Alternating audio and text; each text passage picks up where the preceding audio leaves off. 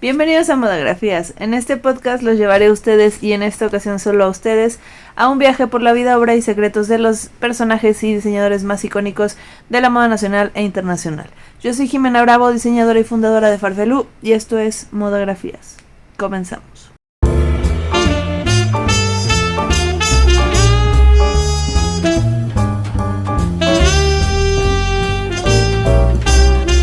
Hola, oigan, en esta ocasión estamos solitos otra vez. Voy a tener a lo mejor que hablar un poquito más fuerte. Andamos con influenza, mi hermana, yo, mi mamá, toda mi familia, todos. Y ni siquiera de que fuimos a todos los conciertos que hubo. Yo ni sé cuántos hubo, Harry Styles, Flow Fest, Corona Capital, no sé qué tanto hubo. Yo no fui a ninguno y me enfermé. Pero bueno, como en esta ocasión vamos a tener invitada, pues vamos a platicar un poquito de un tema que yo tenía ganas de hacerles, que no tiene tanto que ver como con alguna personalidad, pero no tanto, pero sí. Yo quería hablar un poco más como de la indumentaria en una época muy específica, que creo que es una época histórica para la moda muy importante, la cual es como la época del barroco y el rococó. Y para eso creo que era importante platicar de uno de los personajes más icónicos de la época, que es María Antonieta. Si ustedes no saben quién es María Antonieta, o quieren tenerse o darse un remojón antes de que empecemos a platicar, porque se los voy a intentar platicar como si fuera un chismito, para que no se vuelva pesado y para que todos podamos, pues de que estar informados, entrar en chismito del pasado y así. Pero si ustedes quieren tener un remojón antes de que, oigan, y perdónenme, voy a estar muy dispersa, pero perdónenme porque, de verdad, la garganta, se me va la voz de repente y tengo ataques de tos. Entonces, ese es un paréntesis. Regresando al punto, ¿cuál era el punto? Ay, maldito TDA. Que si querían darse un remojón antes de que hablemos de esto, yo les recomiendo ampliamente que vayan a ver la película de María Antonieta de Sofía Coppola. Es una película muy buena, tiene muy buena fotografía. Históricamente hablando, tal vez no sea como la más accurate, pero te da como la idea general de la historia de María Antonieta. Eso está muy chido, las actuaciones muy cool, la fotografía muy bonita y todo. Y en general como que sí agarra las partes interesantes de la historia como a grosso modo. Entonces vamos a empezar a platicar de esto. Voy a contarles un poco de la historia de María Antonieta. Voy a contarles un poco de la historia de la indumentaria. Y les voy a ir contando un poco de todo como un chismito y vamos viendo, ¿vale? Vamos a empezar. María Antonieta Josefa Ana de Austria nació un 2 de noviembre de 1755, o sea, era escorpiona muy chiquita. Creció rodeada de la suntuosidad de la corte vienesa, porque ella era austríaca y era de la nobleza austríaca. Creció rodeada de atenciones, creció rodeada de amor, de ternura. Sus papás la querían mucho. Su papá era el emperador Francisco I de Austria y la quería mucho. La emperatriz María Teresa de Austria, como el país entero, o sea, todo Austria estaba enamorado de María Antonieta, porque era como que tenía mucha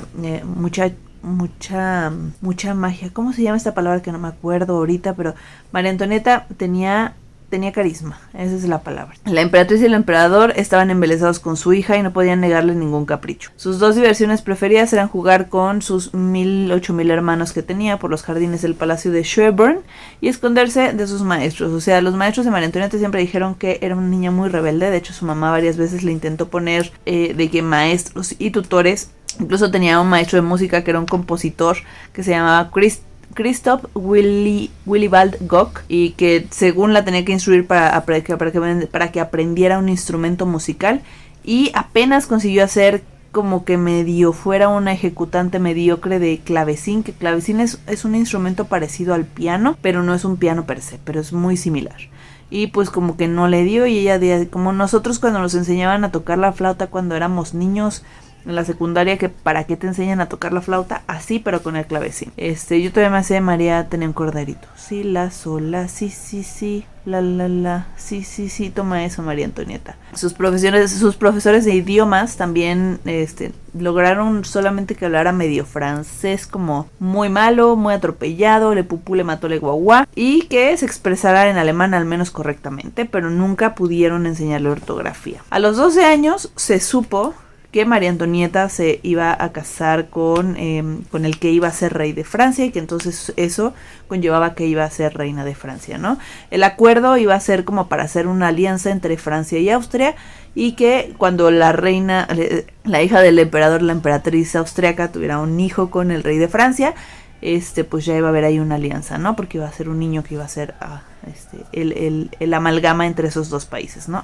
Entonces, desde los 12 años ya se sabía que eso iba a pasar y la mamá de María Antonieta se dispuso a hacer de ella como que la princesa perfecta, ¿no? Como esas películas de que preparando a la niña para ser princesa, y así lo hizo.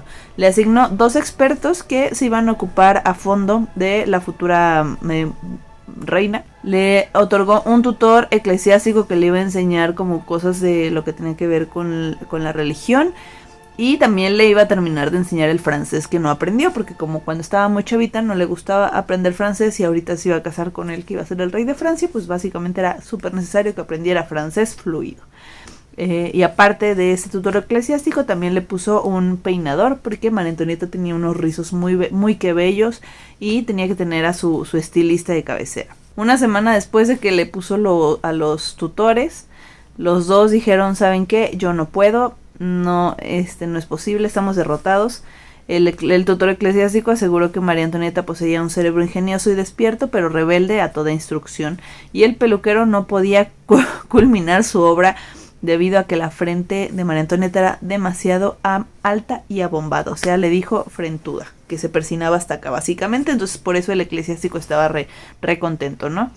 A los 14 años, una niña de 14 años y un niño de 16, porque el duque de Berry, que entonces era Delfín y futuro rey, tenía 16, se casaron María Antonieta y este hombre, el futuro rey Luis 16, un 16 de mayo de 1770. Para esta ceremonia hubo muchos desfiles, hubo varias fiestas y muchas solemnidades. Poco después, por la noche, se comenta, o sea, estamos hablando de que estas son fechas de 1700, o sea, no hay manera de saber a ciencia cierta algo muy real, o sea, hay documentación escrita, hay pinturas, pero pues para saber la verdad, pero se cuenta que no se culminó el matrimonio ni esa noche ni 7 años después. Hay muchas teorías de por qué no se culminó el matrimonio. Había teorías de que el Delfín era gay, bueno, Luis XVI era gay, pero pues, o sea, a menos que salga aquí Luis XVI de la tumba y del closet al mismo tiempo y me diga si era cierto, pues no podemos asegurar eso.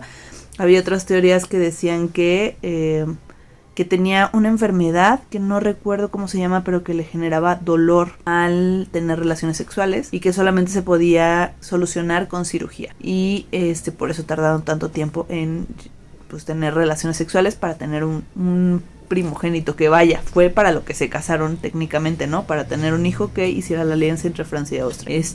Otra teoría era que, pues, al parecer también decían que, es un mito, les estoy hablando de mito, que el rey tenía una pistola más grande que la funda de María Antonieta y entonces no podía, o sea, de que no había manera, o sea, y otra de las teorías era que el rey no sabía cómo se llevaba a cabo la relación sexual. Entonces se supone que encontraron un diario donde hay un escrito del rey donde dice que no entendía qué estaba pasando porque él entraba a la habitación, ponía lo que se tenía que poner, donde se tenía que insertar y luego lo sacaba y pues decía él, pues qué está pasando, ¿no? Y evidentemente si así estaba pasando, pues estaba haciendo las cosas mal y por ende no se embarazaban. El caso es que se dicen muchas teorías. La que se cuenta que es la posible más real es la de que tenía una enfermedad que le generaba dolor al tener relaciones sexuales y básicamente pues nunca lo vamos a saber. Pero el chiste, la realidad es que no tuvieron hijos durante 7 años de matrimonio e incluso se llegó a murmurar que María Antonieta tuvo que tener un amante para tener hijos de otra persona porque pues no sucedía nada con el rey. No hubo nada esa noche, evidentemente. Rien, porque era una sola palabra que se escribió en ese diario del rey y que se siguió escribiendo durante varios años, ¿no? María Antonieta que era muy vital, que era muy, o sea, lo podemos notar desde las primeras descripciones que se nos da de su familia, de sus maestros, de que era una niña muy, pues sí, con mucha energía. Pues se aburría fácilmente y se cuenta que estaba aburrida de su esposo, porque pues no parecía que él era muy callado, que él era muy reservado, que ella tenía una personalidad muy explosiva y él básicamente no hablaba con ella, no nada. Y entonces ella decían que se aburrió por eso y que de noche solía salir con mascaritas y de terciopelo y antifaces de satín a vivir la vida loca, ¿no? Se iba de antro en los años 1700. En cuanto al rey, era robusto, era bondadoso, pero también era débil y también era, dicen, poco inteligente. Se convirtió en Luis XVI a los 20 años. Y María Antonieta, cuando esto sucedió, le escribiría a su madre: ¿qué va a ser de nosotros? Mi esposo y yo estamos espantados de ser reyes tan jóvenes. Madre del alma, aconseja a tus desgraciados niños en esta hora fatídica. María Antonieta pronto se convirtió en símbolo escandaloso de la más licenciosa corte de Europa. Trataba de agradar y de obrar bien para caer chido, pero nunca lo consiguió. Aquí hubo un problema y aquí es donde vamos a entrar. O sea, yo les quería dar el contextito de María Antonieta por si no, o sea, yo creo que es muy poco probable que no hayan escuchado de ella, pero por si no conocían tanto el contexto de su historia, quería contarles esto porque también cuando María Antonieta entra a la corte francesa y ve como tantos lujos y se convierte en reina, y viniendo como de la historia de lo que había pasado previamente con la cultura de la moda, hay una revolución muy cañona y ella se vuelve como que se enamora de la ropa, de la moda, de lo fastuoso, de los zapatos, de los accesorios, los peinados. Y entonces la gente cuando ve, o sea, el pueblo de por sí, la Francia que ellos heredaron para reinar, ya estaba en una crisis muy fuerte, una crisis económica terrible.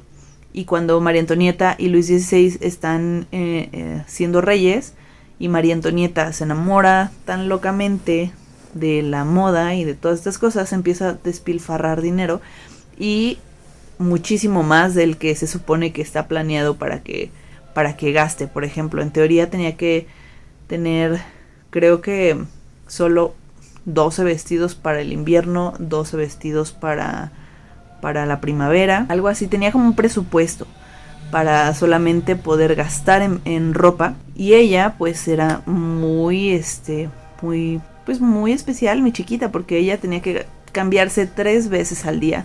Y aparte de cambiarse 3 veces al día, no podía repetir vestido. O sea, nunca pudo repetir vestido porque así lo decía la sociedad de la alta alcurnia de Francia. Y entonces se gastó el triple, cuádruple de presupuesto, y la gente, obviamente el pueblo, que estaba pasando por una crisis económica tan cañona, veía que los nobles y los reyes estaban gastando dinero en cosas tan estúpidas. Y obviamente le agarraron mucho odio a María Antonieta. La tenían en un pésimo concepto porque era la reina que consideraban despilfarradora, que mal aconsejaba a Luis XVI, porque evidentemente parecía que Luis XVI no tenía ni voz ni voto y que era un rey muy influenciable. Y entonces toda la gente se comió mucho el cuento de que María Antonieta era la mala, que María Antonieta era la única que derrochaba, la única que tenía intenciones malas con la economía del pueblo, y la que influenciaba al rey a que no hiciera nada al respecto y a que siguiera gastando.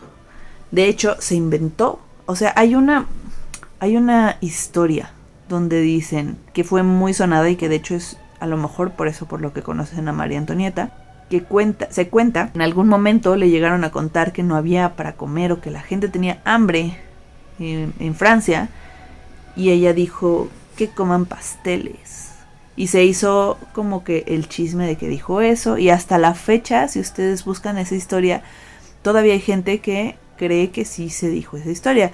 No hay un documento escrito real donde se sepa que sí pasó esa anécdota, y muchos historiadores y mucha gente que ha investigado a María Antonieta y la historia del reinado de Luis XVI y todo lo que pasó con la revolución, han dicho que más bien fue como un chisme para acrecentar el fuego, el furor del odio que había ya en contra de María Antonieta, y que entonces pues todo eventualmente fuera cayendo un poco en el lugar y que las masas agarraran un poco más de calor y de hit en contra de la nobleza y de los reyes.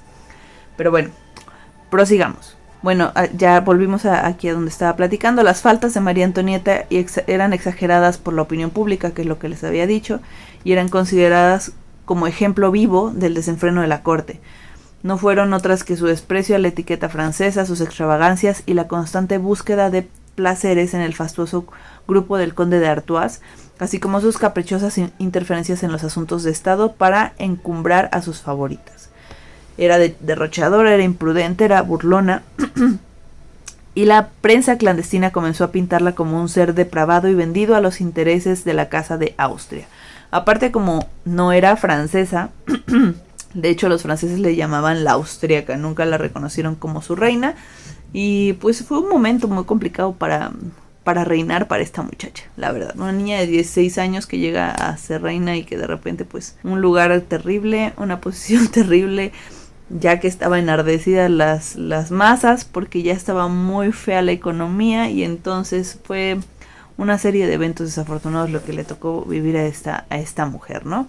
La realidad es que sí derrochaba mucho, la realidad es que sí tenía problemas con consumir demás. En la película incluso de Sofía Coppola la pintan como una mujer muy en constante búsqueda del placer, pero no solo como del placer carnal, sino, o sea, no solo del placer del cuerpo y de satisfacer cosas sexuales, sino como de la comida y de las cosas que ve, las cosas que toca, las cosas que conoce, como siempre con muchas ganas de ver más, de conocer más, y pues eso no le gustaba a la gente en Francia en general, ni a la gente de la nobleza, ni a la gente que no era noble.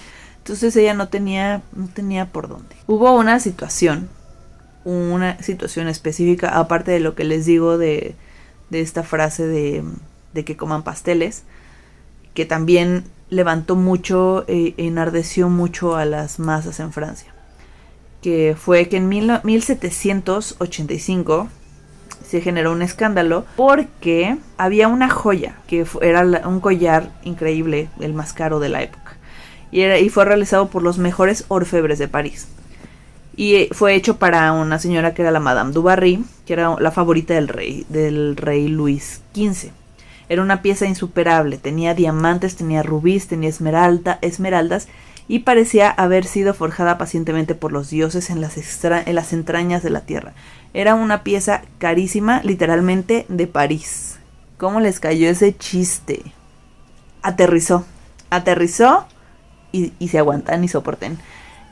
Bueno, un collar, que es el collar más buchón, un collar precioso, diamantes, esmeraldas, rubíes, y bueno, esa señora que lo tenía se murió.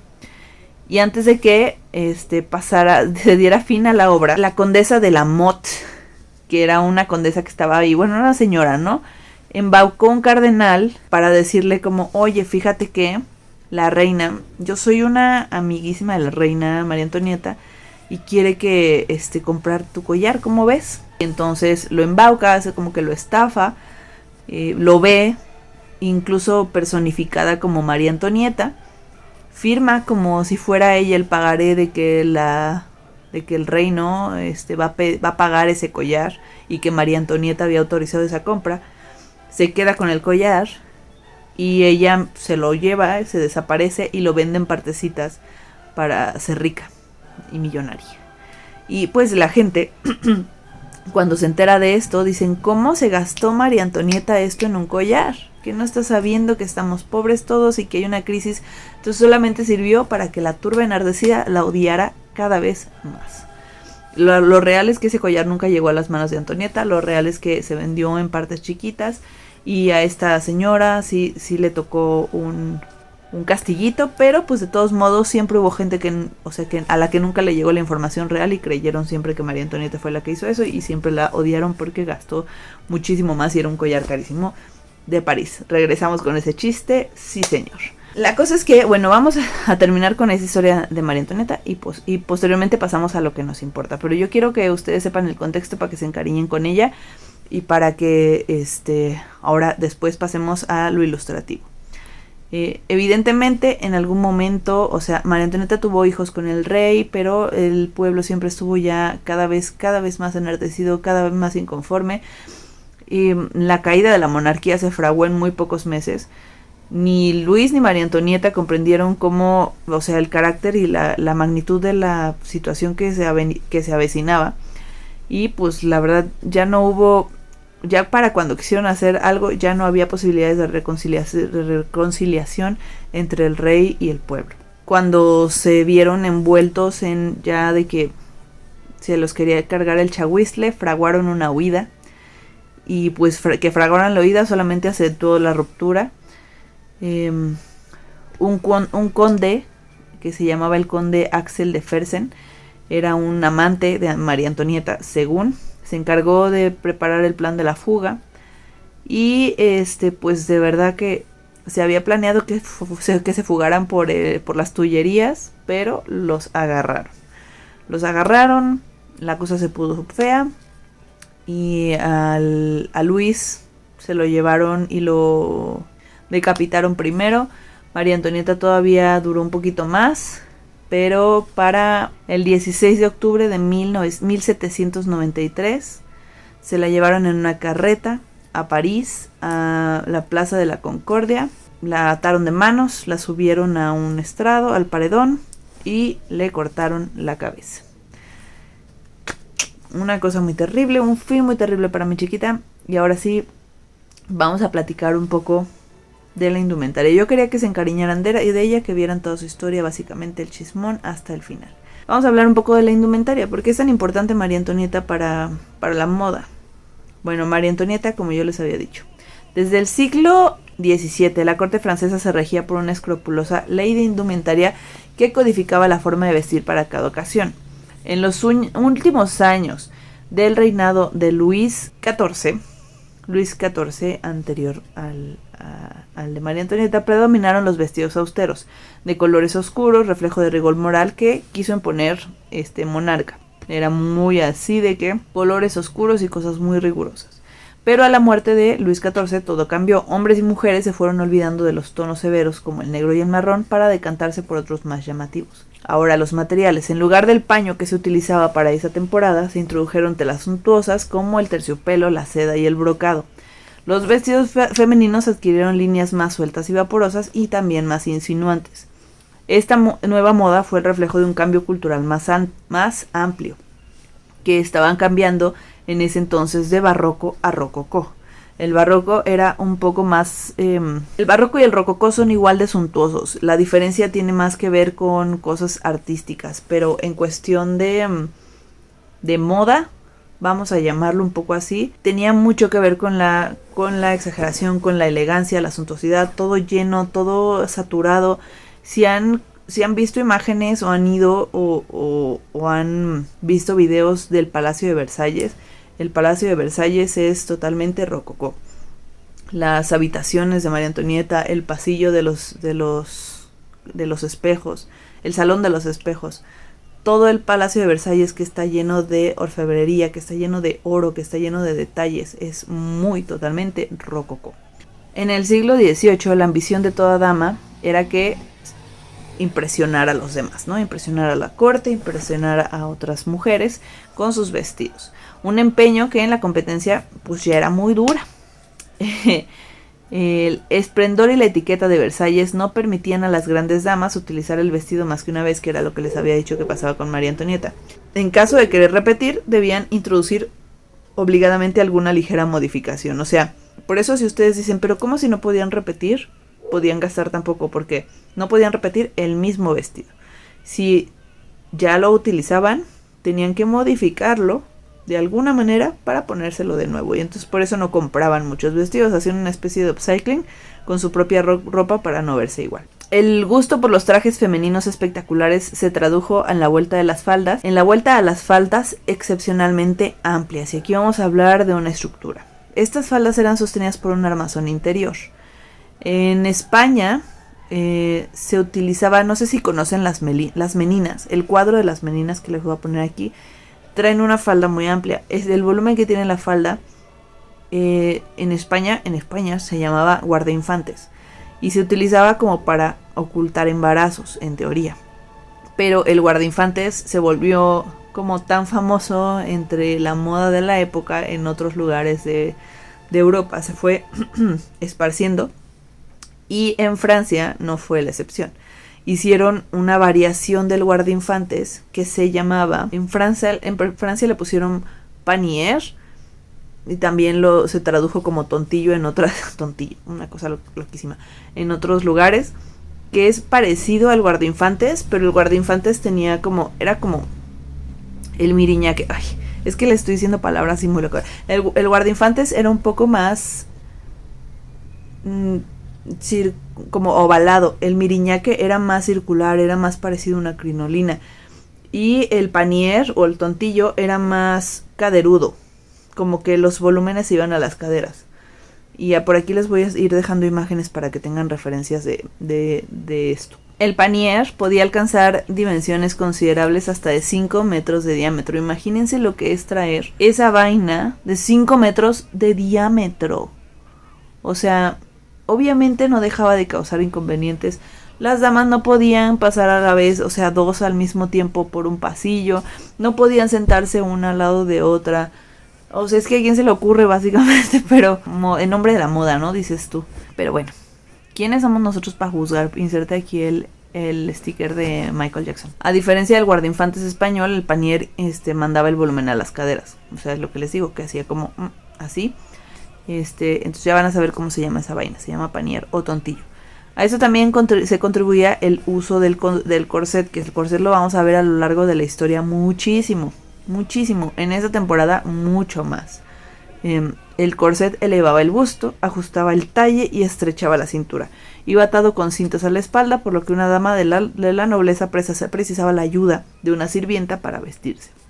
En cuanto a la ropa interior, las damas solían llevar una larga camisola de tela ligera hasta las rodillas y enaguas que iban desde la cintura hasta los tobillos. Yo les recomiendo de nuevo, vayan a ver la película de Sofía Coppola de María Antonieta, y hay escenas donde enseñan cómo María Antonieta se viste. De hecho, una parte de la rutina de vestirse, de arreglarse de María Antonieta, era despertarse en la mañana y ver como un catálogo de telas, donde cachitos de tela de los vestidos que podía utilizar. Y cuando elegía le ponía un alfiler, lo entregaba a sus sirvientes. Tenía un montón de sirvientas que estaban ahí como para agradarla. Y era su única finalidad era ayudarle a María Antonieta en lo que ocupaba. Básicamente, si ella te elegía para que le ayudaras, eras como, ¡oh! Me eligió, como cuando Bad Bunny te elige para subir al concierto, a la plataforma que bailes con él. Tú y yo y tú, así, pero María Antonieta eligiendo a quién le va a poner el camisón y quién se lo va a sostener y quién se lo va a quitar, era un honor.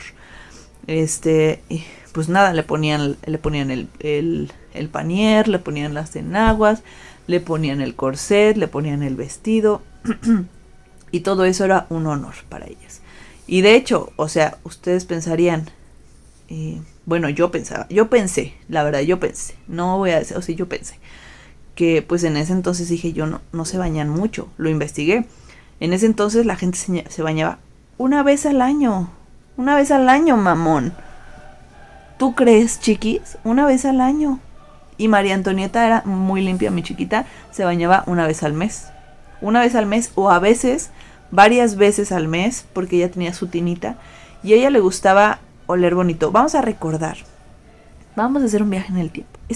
Situémonos en el Palacio de Versalles. El Palacio de Versalles es gigantesco.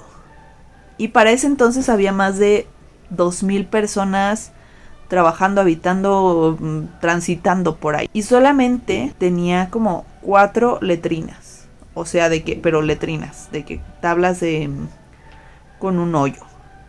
Obviamente no había sistema de drenaje. Entonces, cuando empezó eso a ser un problema, el rey mandó a hacer unas letrinas públicas, que eran unas tablas con hoyos para que más gente pudiera, o sea, como un migitorio, pero tú vas y te cagas y el de al lado está cagando y el de al lado está cagando y solo son hoyos y no le puedes jalar. Obviamente imagínense eso, ¿a qué olía? O sea, terrible. Debió haber sido terrible el olor. De por sí, sin bañarte y luego súmale todo cagado porque obviamente la caca se desbordaba. Obviamente los desechos cuando se acumulaban se desbordaban porque Luis mandaba que los limpiaran o que los desecharan cada semana. Y entonces imagínense pues los desechos de 2000 personas en letrinas públicas. El Palacio de Versalles olía terrible, terrible. Y a María Antonieta no le gustaba el olor fétido. Esa es la verdad. De hecho, tenía, y se hizo moda también entre las cortesanas que estaban en el palacio, como bolsitas de potpourri, que son como los que tienen petalitos con olor a lavanda y rosas y así, que iban caminando por el palacio moneándose con eso del olor tan fétido que sacaba el Palacio de Versalles. O sea, porque de verdad olía caca. Ustedes lo ven de bonito, todo lleno de oro y de rococó, pero olía a recaca. O sea, terrible. Una cosa, ¿cómo me saco luego yo cosas de la... ¿Cómo le hago? ¿De dónde saco tantas malas ideas, tantos malos chistes? Pero bueno, en fin, iban moneándose con esa cosa y a María Antonieta no le gustaba el olor fétido. Y entonces por eso, generalmente cuando se tomaba sus baños, se metía en camisón a una tinita que le preparaban sus sirvientes con tantita como que lavandita y limón. Y ella decía, yo la más limpia. No lo hacía tal vez diario, pero sí lo hacía más seguido que las otras personas que generalmente se bañaban una vez al año. Pues bueno, ya me super desvié, pero quería darles ese dato curioso. Ajá, es que les conté lo de ya volví, perdón. Había una variante de moda cortesana en la que no tenías que utilizar el panier ni el guardainfantes o esas madres gigantescas. Y la variante más conocida de este tipo de moda cortesana era el llamado vestido a la francesa, que triunfó en Francia en la década de 1740 de la mano de Madame Pompadour, la favorita de Luis XV. La favorita, digamos, la mistress de Luis XV, se caracterizaba por una falda menos exagerada, o sea, no tenía su panier, y permitía mayor movilidad. Y si podías pasar por un pasillo al lado de otra, no había problema. No tenía 5 metros de diámetro. Y Madame Pompadour también puso de moda el uso de volantes y lazos. Si ven, o sea, aquí les voy a dejar imágenes de referencia, volantes y lazos y cosas y todo lo que utilizó Sofía Coppola en el vestuario de María Antonieta, muy ad hoc. O sea, es que el vestuario me parece también una cosa muy tremenda. Creo que estuvo nominado, no sé si ganó para Oscar o para ¿cómo se llama la otra? Golden Globe, no sé, mejor vestuario. Estoy casi segura, que se me caiga una chichi si no, pero estoy casi segura que sí. Volvemos, o sea, el vestido a la francesa, que era una variante menos ostentosa que el otro. Y tenía muchos volantes y tenía muchos lazos y realzaba el cuello con terciopelo adornado con una flor o una joya, tanto en damas como en caballeros. Se solían adornar mujeres y hombres con encajes de chantilly o de Bruselas y llevaban medias de seda o algodón y se sujetaban con ligas de encaje o seda bordada. En torno a la década de 1760 se introdujeron una serie de vestidos femeninos algo menos formales. Uno de ellos fue la robe à la polonaise, que era un vestido a la polonesa, como se conoció en España, y fue llamado así porque se puso de moda durante la guerra que Francia sostuvo con Polonia.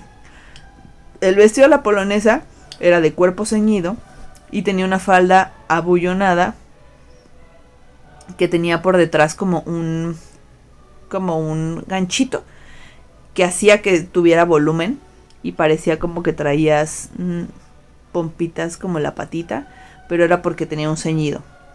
Y también era más corto que el vestido de la francesa, llegaba como a la pantorrilla y era para que se pudieras caminar mejor y se notaran tus zapatitos y se te vieran los tobillitos.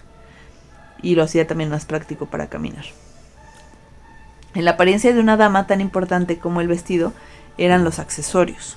En cualquier ceremonia oficial las damas debían cubrirse manos y brazos con guantes si iban sin mangas. Solo en verano se les permitían usar mitones. Los mitones son los que nada más te dejan como que aquí, o sea que te agarran así y que dejan los dedos afuera, que son un tipo de guantes que dejaban al descubierto los dedos. Y los caballeros, sin embargo, solo empleaban los guantes cuando salían de viaje. Otra cosa aquí importante de María Antonieta tenía una fijación con que sus manos se vieran en la corte. No sé si no quería que envejecieran o estaba obsesionada solo con que se vieran bonitas. Y todas las noches dormía con guantes que adentro tenían como una mezcla de cera con lavanda y aceites esenciales. Y así todas las noches. Es un dato curioso, se los quería decir. Las mujeres utilizaban abanicos y los caballeros utilizaban también abanicos, pero más sobrios, porque las mujeres los usaban como para seducir, según, y los hombres pues solo para grandes ceremonias. No fue frivolidad solamente todo lo que rodeó a la pasión por la apariencia en Francia del siglo XVII. Por el contrario, de esto nació la industria textil, heredera de las políticas proteccionistas de Colbert, un célebre ministro de Luis XIV. Las llamadas manufacturas reales dieron lugar a una pujante industria sedera en Lyon. O sea, esto fue el nacimiento de la industria de la moda textil de Francia.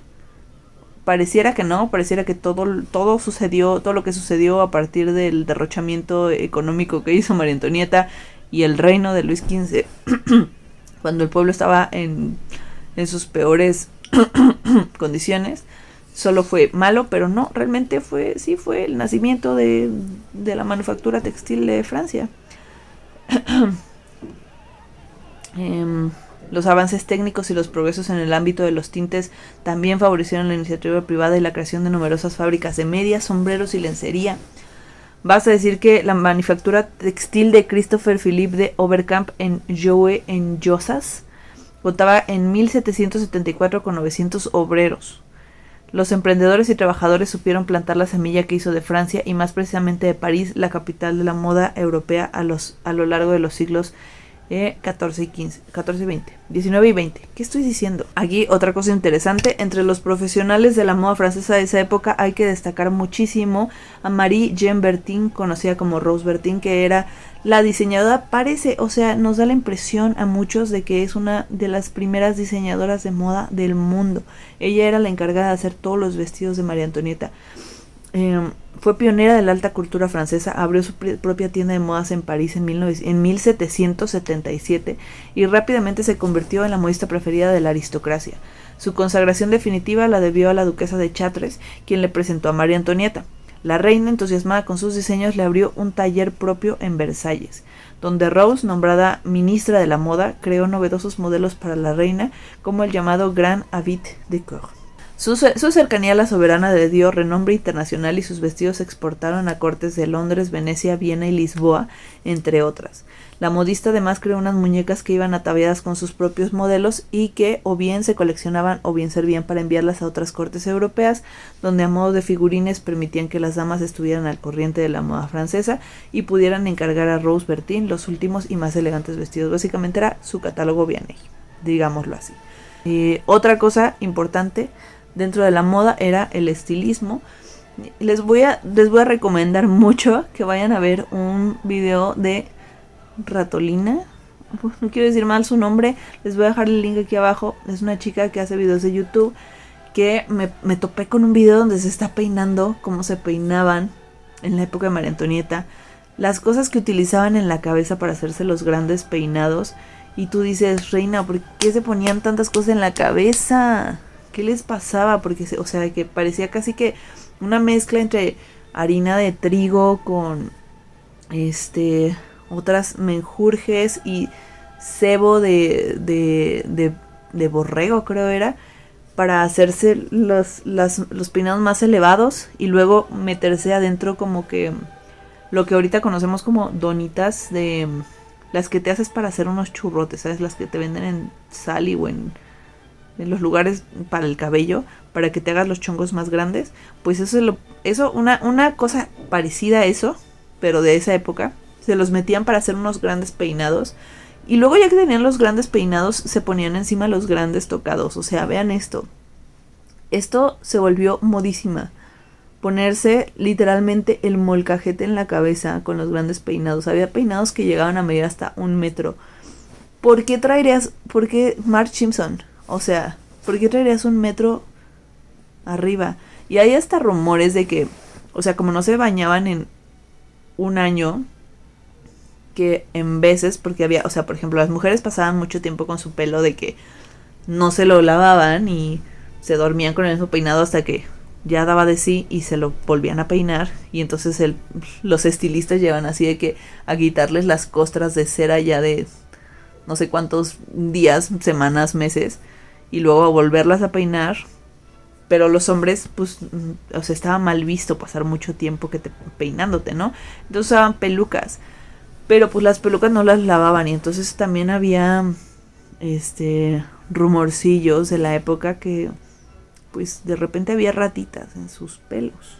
O sea, de que como era cebo de borrego, llamaba a insectos, llamaba a animales y había en veces ratas muertas en las pelas.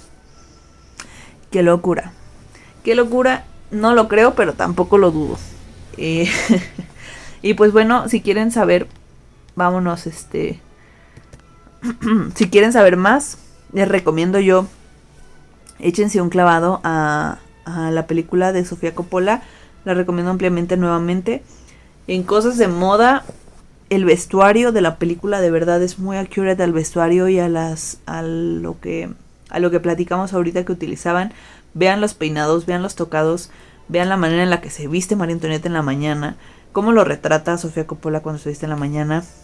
Lo que hablamos ahorita del panier o guardainfantes en España, miriñaque o tontillo, que ya vimos la diferencia de cada uno.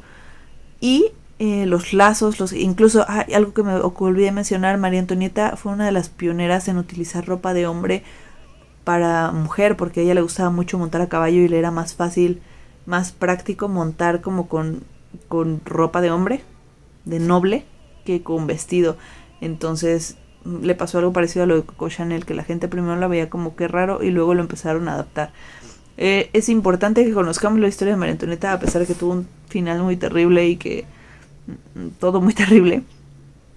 ¿Por qué? Porque realmente fue un icono de la moda. Realmente creo que tocamos un poco el clavo cuando platicamos de que un poco del inicio de la industria textil de Francia sí partió de esto, ¿no? De que pues a partir de María Antonieta y de la moda que imponía, porque ella como Belinda impuso moda. O sea, si algo lo traía María Antonieta, después ya todas las mujeres lo querían traer, la nobleza obviamente, y eso permeaba también un poco, aunque se estaba gestando un movimiento, una revolución debajo, también permeaba un montón. Incluso después todavía de la muerte de María Antonieta, la misma muerte de María Antonieta marcó un cambio, porque es que yo me apasiona, les voy a empezar a contar otras cosas, pero bueno, hay un retrato que se pintó en el Trianon porque María Antonieta, a pesar de que vivía en Versalles, hizo como un mini palacio para ella, le hicieron un mini palacio para ella, que es el Trianon de María Antonieta, que está, increíble. Mi parte favorita del Palacio de Versalles ni siquiera está dentro del palacio, está muy lejos del palacio, pero el Trianon de María Antonieta, yo lloré cuando tuve la oportunidad de ir a verlo hace muchos años. Y le pintaron un cuadro en el Trianon que les voy a dejar aquí. Y en ese cuadro trae ropa pues de cortesana. O sea, trae un vestido súper vaporoso. No se ve como una reina. Y los nobles, la nobleza o la gente que estaba ahí calentando asientos, los viejitos pedorros que estaban a su alrededor, dijeron que cómo era posible que una reina aparecía con esa ropa en un cuadro, que no parecía una reina. Entonces hicieron que la volvieran a pintar, ese mismo cuadro en el Trianon, con esta otra ropa, porque así ya parecía reina. Y entonces hay dos cosas. Una, nos dimos cuenta que María Antonieta sí andaba con ropa casual, que a María Antonieta sí le gustaba andar con otro tipo de vestimentas más sencillas. Y dos, que eventualmente ese tipo de vestidos, ese tipo de vestimenta generó un cambio para las siguientes generaciones de nobles, porque utilizaron eso como referencia para empezar a utilizar otro tipo de vestidos. Ese es cuando se pusieron más de moda los vestidos corte imperio, ese tipo de vestidos que ya no tienen nada que ver con el panier, ni con el miriñaque, ni con el guardainfantes, que tienen más que ver como con orgullo y prejuicio, dices tú, así. Pero partió todo de esto, y entonces es irónico también un poco que María Antonieta que se vestía tan así haya inspirado un cambio para una moda más simple. Pero bueno, ya platicamos mucho de María Antonieta, ya platicamos mucho de estas referencias. Espero que este capítulo les haya gustado. Yo me divertí mucho investigando más de María Antonieta, me divertí mucho viendo la película de María Antonieta, me divertí mucho viendo los videos de, no sé si es Ratolina, no sé cómo, si no me lo sé, aquí les voy a dejar el nombre y les voy a dejar acá abajo los links, pero tiene 2 videos increíbles, muy chidos, donde platica justamente de cosas de María Antonieta, y uno de ellos es donde se está peinando. Y pues nada, espero que les haya gustado. Nos vemos en el siguiente video. Y ya, ahora sí con Cuquita. Les dejo mis redes por aquí. Nos andamos viendo, muchachada. Adiós. Espero ya no tener influenza la siguiente vez. Ojalá, Dios quiera.